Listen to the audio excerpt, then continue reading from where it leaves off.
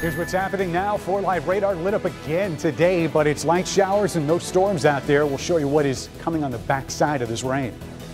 Paula. Hi, Ben. We have extremely disturbing video of a teacher being attacked right outside this school in front of screaming, panicked children. And Karen, that is only part of this disturbing story. All right, Paula, also the Rio reprimand. Ryan Lochte and 3 of his swimming teammates are told to stay away from Team USA for several months. And the Playboy playmate who body shamed a 70-year-old woman on Snapchat may be facing jail time. I'm Karen Drew. Those stories and more right now on First at 4. Live from downtown Detroit. Local 4 News First at 4 starts now. Good afternoon, everybody. We're following breaking news in Eastland, where a target has been evacuated after a bomb threat. Sky 4 over the scene right now on that target at Eastland Mall. While the target has been evacuated, the rest of the mall remains open. Police are investigating. We will keep you updated on any developments there. Meantime, today, Dearborn police tell us they have arrested the man suspected in a number of home invasions and sexual assaults. Officers say the suspect was arrested within a mile of where some of the home invasions took place. Surveillance video shows the suspect back in August. Investigators believe he is connected to at least 8 cases all across Metro Detroit that date back to 2011. Police have not yet released his name, as charges are expected by the end of the week.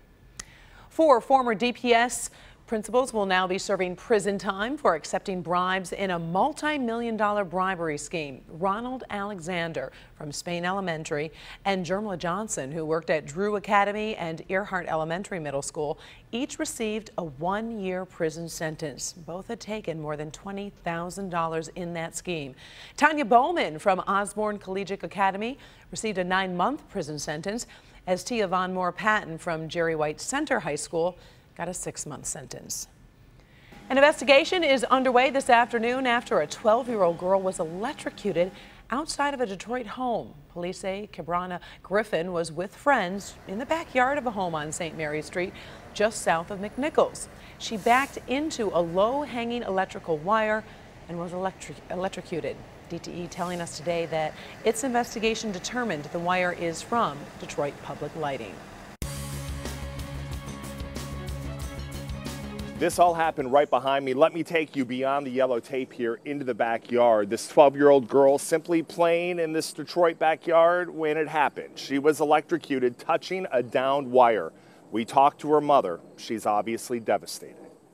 And my daughter stepped on that wire by mistake. And it took her life. It's just dangerous. DTE, the Public Lighting Authority, and the city all investigating right now. Did somebody somewhere drop the ball? That's something we're looking at right now. Help Me Hank investigates. We'll have a live report for you coming up new tonight at 5 o'clock. Back to you.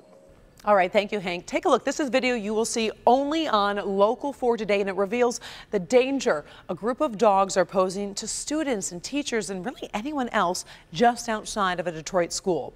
Paula Tutman is live this afternoon near where the scene took place. And Paula, a teacher is seen in this video trying to protect children from these dogs. I can't even imagine how terrified they must be.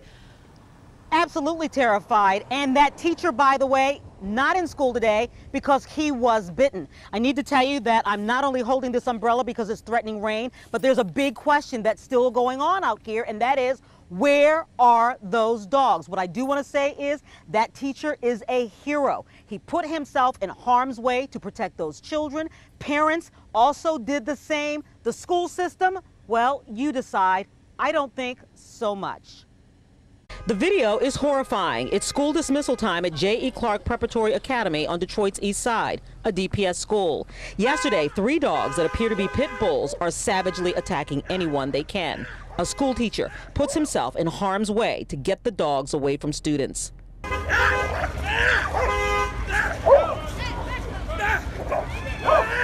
Cars and minivans try to separate the teacher from the dog. Some try to run the dogs over. Children are being hurried away from danger. You can hear them screaming in the background of this cell phone video. We show the viewer's cell phone video to the spokesperson for DPS schools this afternoon. She knew nothing about the attack until after our call, until after we showed her this video. I've been moving fast on this because I just found out with a call from the media. Well, we actually spent a great deal of time with that DPS spokesperson as she tried to navigate at the last moment how to handle this crisis as well as keeping kids safe. I also spoke to the principal. I wanted to know where the dog was, what has been done. Stay with us. Today at 5, we address those points, those outstanding points. I do need to tell you, Karen, no matter where your kids go to school, I don't think you're going to be happy with what we show you. So disturbing. All right, thank you. Paula Tutman reporting live, and we'll check back with you later on tonight. Time now for our first look at the forecast. And Ben, it seemed a little cloudy and the humidity's high and just a real sticky day out there. Yeah, Karen, but it is a calmer day than what we had yesterday. We don't have those severe thunderstorms that we're worried about. In fact, just a couple sprinkles showing up. A lot of those are in our south zone, especially out in Lenawee County. They're not going to last very long. In fact, you can see the back edge of these really drying out down towards Fort Wayne. So as these sweep through in the next hour or so, we will be dry overnight. At least from the precipitation, not necessarily from the humidity. It's going to drop ever so slightly, but still tropical through the evening. Temperatures in the 70s. We'll fall into the 60s with a cooler low tonight. And we'll see how this plays out for the upcoming weekend. Plus your 4-zone forecast all in a few minutes. Karen. All right, thank you, Ben. First at 4, we're on top of stories making headlines all around the world on this Thursday afternoon. Let's start in Texas. Police say a female student has died of an apparent self-inflicted gunshot wound after a shooting at a high school. The shooting happened this morning at that high school in Alpine. It's about 200 miles southeast of El Paso. Investigators believe the student shot and killed herself after shooting and wounding another female student. A federal officer who was at the scene was injured after another officer's gun discharged and hit him. No word yet on the condition of that injured student or what may have prompted the shooting. Both Hillary Clinton and Donald Trump are on the campaign trail today as we are just 60 days away from the presidential election. Clinton spoke at a college in Charlotte, North Carolina, calling Donald Trump a threat to the American voters, calling his remarks about Vladimir Putin unpatriotic and insulting. Donald Trump is in Cleveland. Last night, the Republican presidential nominee criticized military leaders, but noted that immigrants who are not citizens should be allowed to serve in the military. Well, the NFL starting right where it left off last season with the Broncos taking on the Panthers over in Denver. After another offseason of controversy and suspensions and a preseason of sit-ins, tonight the attention and players return to the field. Pre-game festivities start tonight at 7:30, kickoff at 8:30, only here on Local 4. Here's another sports story making lots of news today. Ryan Lochte and 3 of his USA swimming teammates are facing suspensions by their sport for their role in the Rio gas station debacle last month. Jason Colthorpe is live in the newsroom following this, and lots of folks were waiting to see exactly how they were going to be punished. Very curious with this, Karen, and those punishments were handed down today by both the International and U.S. Olympic Committees and USA Swimming. Lochte was slapped with the largest ban, 10 months, which will make him ineligible for the 2017 World Championships. He'll also have to pay a $100,000 fine and perform 20 hours of community service. His teammates, Gunnar Bentz, Jack Conger, and Jimmy Fegan, got lighter suspensions of 4 months each.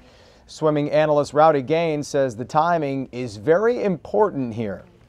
It's the year after the Olympic Games, so I think a lot of the big names are taking a year off anyway.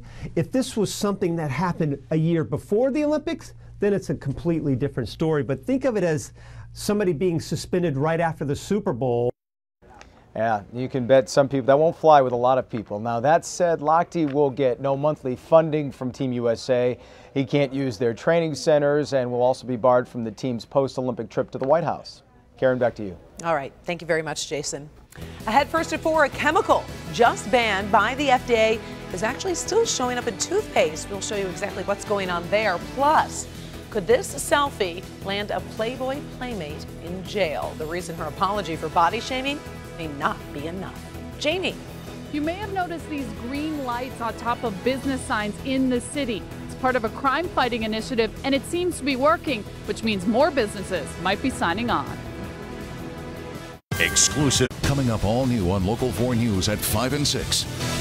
They're the illnesses that are most likely to make your children sick this first month of school. I'm Dr. Frank McGeorge. Tonight at 5, local pediatricians share what they are and the best ways to help your kids avoid them. All right, thank you very much, Doc. Project Greenlight, introduced back in January, has been a major success. Local businesses have installed high-definition cameras so police can monitor the video in real time. Now, as Jamie Edmonds reports, this program has the green light to expand. I'm outside a business which is a green light partner, meaning they have cameras like these where they can watch every move I make, and so is the Detroit Police Department. Since Project Greenlight was introduced back in January, the police have seen quite a lot. We have seen images of individuals who were involved in the dispute, and one would point up to the green light and whatever was going on, done with. Thanks to these high-definition cameras and eyes on the video in real time, Chief Craig says crime is down 50% at partner businesses, like this Valero gas station on Telegraph and McNichols. All the bad people that are coming up here and causing problem with the employees and begging customer money, we don't see it no more. So if it's working, why isn't it spreading to more businesses? Well, it can cost upwards of $6,000 for the equipment and installation, making it out of reach for some. Enter Comcast with a more affordable solution. They are now offering a product where if you pay $1,000 down, basically for $140 a month, if you've already got internet service, for $140 a month, they'll install the cameras, maintain the cameras, and provide you the storage. Making it a no-brainer for this owner who hopes to install it in all 14 of his businesses. $140 a month is like very cheap, like your employees and your customers' life worth more than $140 a month. There are 42 Greenlight partner businesses just like this one, and the mayor is hoping to have 100 by the end of this year. In Northwest Detroit, Jamie Edmonds, Local 4. All right, thank you, Jamie. Chief Craig says there has been a 35% reduction in carjackings from this time last year, and he believes Project Greenlight has played a major role in that trend.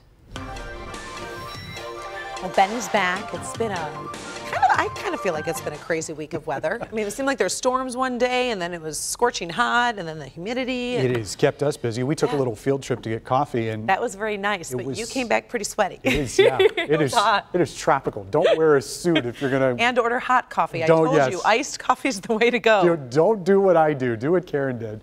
We are going to be seeing at least a couple showers around here through the next hour or two, but you can see there's not much left of that. And once those showers leave, the next thing on our menu is going to be when the clouds are actually going to clear, and that should be happening as we get closer to midnight tonight. The clearing skies, though, tonight could allow some fog to form, and we'll talk about that here in a second.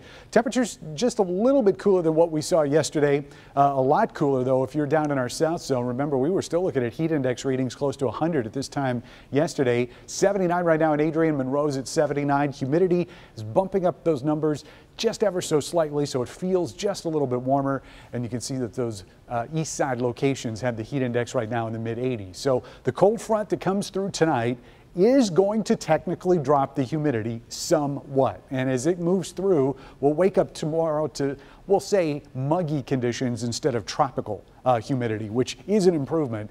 Then once we get into the afternoon tomorrow, we will see a little bit drier air. You can see the fog that's going to form tomorrow morning. Some of that may be a little stubborn to clear until we get closer to lunchtime tomorrow. But once we get into the afternoon, sunshine emerges. This front lifts to the north. That's going to allow humidity to come back into the picture on Saturday.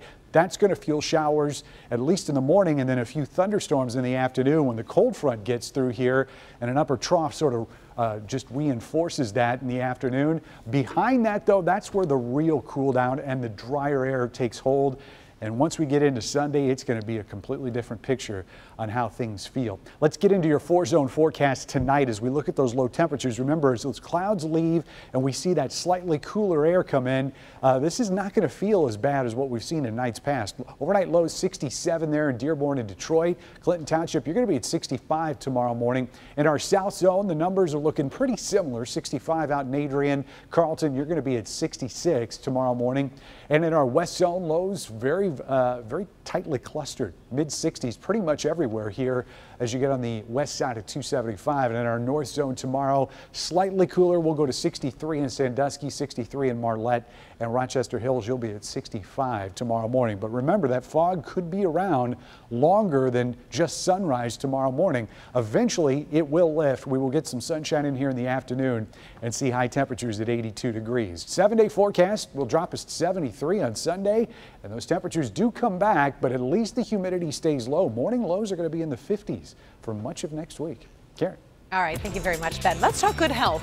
An antibacterial chemical recently banned from soaps will actually stay in a well-known toothpaste. Colgate Total will keep the chemical triclosan in its toothpaste. Now, last week, the FDA banned that chemical after researchers found that it could affect children's hormones and cause drug-resistant infections. A spokesperson for the FDA says the chemical was proven to be effective at reducing plaque and gingivitis, and that the benefits outweigh the risks. Some researchers aren't convinced, stating that only a small amount of the chemical could get into the body by use of soap, but with toothpaste, it can actually quickly be absorbed by the gums and into the bloodstream. Ahead first at 4, see who now holds the title of most interesting man in the world. And the reason this man says he robbed a bank and it wasn't for money. We've recovered over. Time now for trending stories. This 70-year-old man in Kansas City actually decided to rob a bank so he could spend time in jail with his wife. After an argument with his wife, Lawrence John Ripple decided he was going to rob a bank so he could get arrested. Well, after robbing the bank, he sat in the lobby waiting for police to arrive. While he was detained, his scam didn't go as planned, as the judge released Ripple less than a week later. I don't know how. Not good planning. All right, Playboy model Danny Mathers could be facing jail time. You, I'm sure, must have seen this if you follow folks on social media after she posted a photo on Snapchat of a naked woman at a gym locker room. Now, Mathers posted the photo back in July laughing at the woman. According to reports, the 70-year-old woman in the picture has come forward to police and is willing to testify against Mathers. Her attorney says he hopes that these reports are not true and that Mathers never tried to hurt anyone when posting the photo. Okay. Ben, do you ever say like, hey, you guys, or you guys? All the time, yeah. Well, you should not do that. No. This is the story that's trending this afternoon because Clark University in Massachusetts is actually taking an extra step to make sure students avoid microaggressions by hiring a lawyer as its new chief diversity officer. So in that new position, the officer's role will be to warn students about using terms considered racist or sexist, such as you guys, to address a crowd of people.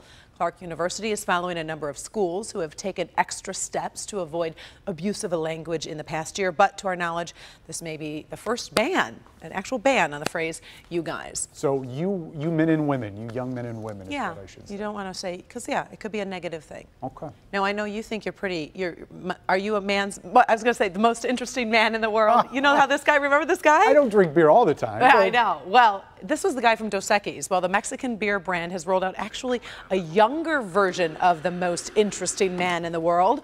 French actor Augustin Legrand was picked for the role. He's 30 years younger than the original most interesting man. The new Dos Equis ads will feature more action and adventure situations than the original campaign. That's pretty cute. Yeah, but he doesn't have as much life experience. That's right. I liked him too. He was fun. I loved his accent. Ahead first at 4, the event that brought Jenna Bush Hager to Detroit today and what she had to say about our city. Could your children help high-tech thieves get your personal information or hack into your iPhone? I don't even know what all they could do on my phone because I'm not like exceptionally tech savvy either myself. Now I'll reveal the mistakes parents are making that could invite hackers into your life. Tonight at 11. Finally, first at 4, a very special luncheon over in Southfield, which was celebrating community service and women who make a difference. Today, the National Council of Jewish Women of Greater Detroit held its annual Women of Vision luncheon. People got to meet and talk with the NBC Today Show correspondent and best-selling author Laura Bush Hager. Hager is also the daughter of former President George W. Bush and First Lady Laura Bush. She told us today what she loves most about working in the Motor City. I love Detroit. I've come here for several Today Show stories, and every time I come, I leave with a sense of purpose. I leave with a sense that this place is really special, and the people that are working here to make a difference are so inspirational.